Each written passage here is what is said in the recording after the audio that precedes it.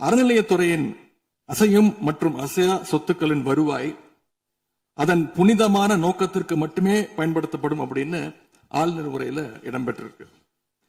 இந்த கருத்தை பார்க்கும் பொழுது அறநிலையத்துறையே இருக்கக்கூடாது அப்படின்னு சொல்ற பாஜகவுடைய குரலாகத்தான் தாவேக அரசும் சொல்லுதா அப்படிங்கிற சந்தேகம் எங்களுக்கு வருது. பாஜகவும் வலதுசாரிகளும் சொல்றது இதுதான், அறநிலையத்துறை பள்ளி கல்லூரிகளை நடத்தக்கூடாது, அறநிலையத்துறை பள்ளி கல்லூரிகள் நடத்தக்கூடாது அப்படின்னு சொல்லிட்டு இருக்கிறாங்க. இதுக்காக வழக்கும் தொடர்ந்து இருக்கிறாங்க.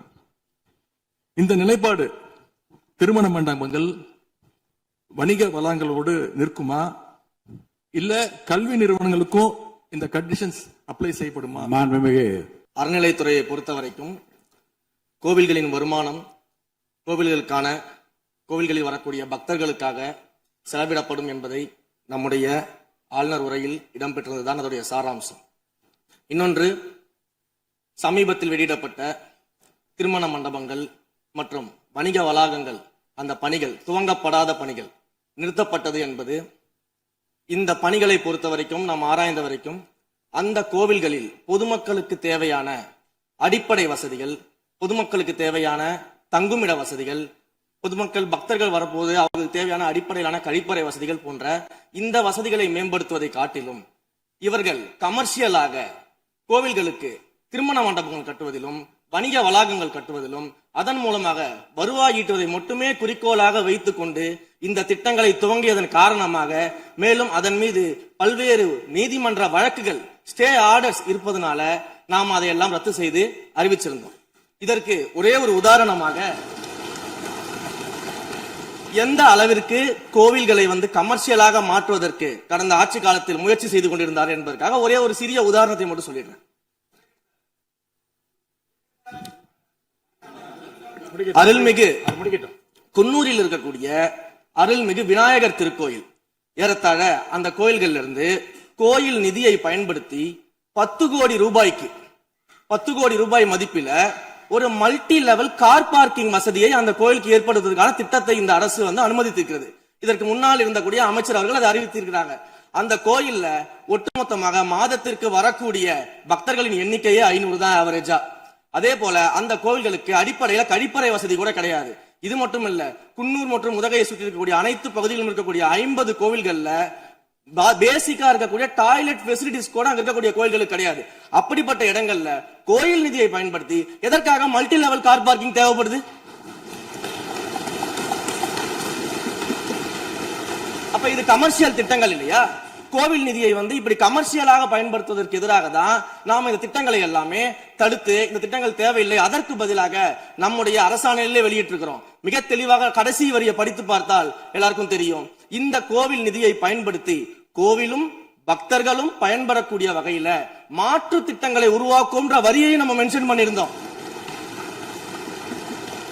எந்த இடத்திலையுமே மக்கள் பயன்படக்கூடிய கல்வி நிலையங்களையோ இல்ல இது போன்ற மருத்துவ வசதிகளையோ நாம செய்து தரமாட்டோம்னு சொல்லல. இன்னும் சொல்ல போனா கடந்த 5 ஆண்டுகள்ல ஒன்றிய அரசின் நிதி உதவியோடு பழனியில பாத்தீங்கன்னா ஒரு சித்த மருத்துவமனை கட்டுவதற்கான நிதி உதவியை ஒன்றிய அரசு தருவதற்கு தயாராக இருந்தது. ஆனா கடந்த ஆட்சியில அந்த திட்டத்தை அப்படியே கிடப்புல போட்டுட்டு கேட்டா ரெக்கரிங் செலவை எங்களால ஏத்துக்க முடியாது அப்படின்னு சொல்லி கிடப்புல போட்டு வச்சிருந்த இந்த திட்டத்தை நாம இன்றைக்கு கையில் எடுத்து அதை துவங்குவதற்கான ஆய்வில் இறங்கியிருக்கிறோம். அப்ப எந்த இடத்திலையுமே மக்கள் பயன்பெறக்கூடிய திட்டங்களை நாம தடுக்கவும் இல்ல, நாம யாருக்கும் பி டீமாக இருந்து வேலை செய்ய வேண்டிய அவசியமும் இல்ல. கோயில்களின் நிதியை ஒரு காலமும் கமர்ஷியலாக பயன்படுத்த வேண்டிய அவசியமும் மாண்புமிகு தமிழ்நாடு முதலமைச்சர் தலைமையிலான தமிழக வெற்றி கழகத்தின் ஆட்சிக்கு தேவையும் இல்லை. மாண்புமிகு உறுப்பினர் சேகர் பாபு. மாண்புமிகு பேரவைத் தலைவர் அவர்களே, இந்து சமய அறநிலைத்துறை கொடைகள் என்ற ஒரு சட்டம் இருக்கின்றது. அந்த சட்டத்தில் விதி 69 என்ற குறிப்பிடப்பட்டிருக்கின்ற அந்த பணிகள் சட்ட விதிகளுக்கு உட்பட்டு சட்டத்தின் 36 பிரிவிலிருந்து தான் இந்த பணிகள் மேற்கொள்ளப்பட்டன. குறிப்பாக ஏதோ அமைச்சரே முடிவு செய்து திருமண மண்டபங்களையும் வணிக வளாகங்களையும் ஏற்படுத்துவதற்கு உத்தரவிட்டதாக மாண்புமிகு அமைச்சர் அவர்கள் அவைக்கு உண்மைக்கு புறம்பான தகவலை தந்து கொண்டிருக்கின்றார். ஒவ்வொரு திட்டங்களும் அன்றைய காலகட்டத்தில் இருந்த சட்டப்பேரவை உறுப்பினர்களுடைய பரிந்துரையின் அடிப்படையில் சட்டப்பேரவை உறுப்பினர்கள் கேட்டுக்கொண்டதற்கு அடிப்படையில் தான் அனைத்து திட்டங்களும் அந்த காலகட்டங்களில் கொண்டு வரப்பட்டது. அதோடு மட்டுமல்ல, உறுப்பினர் அவர்கள் குறிப்பிட்டு கூறினார், குன்னூரிலே மல்டி லெவல் கார் பார்க்கிங் கொண்டு வரப்பட்டது என்று. அங்கே இருக்கின்ற 56 கோயில்களையும் நான் குன்னூரிலே 5 நாட்கள் ஊட்டியிலே முகாமிட்டு அனைத்து கோயில்களுக்கும் நேரடியாக சென்று ஆய்வு செய்தோம்.